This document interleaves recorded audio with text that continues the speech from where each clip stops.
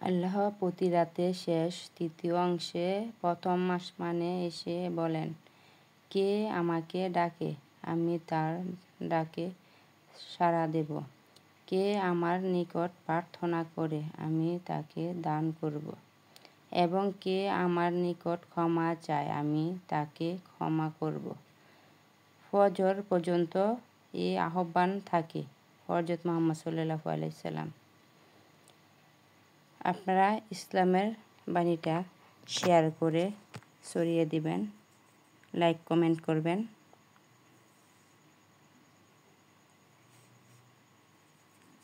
যদি ভালো লাগে তাহলে বেশি বেশি করে শেয়ার করে দিবেন, যাতে ইসলামের বাণী প্রচার হতে পারে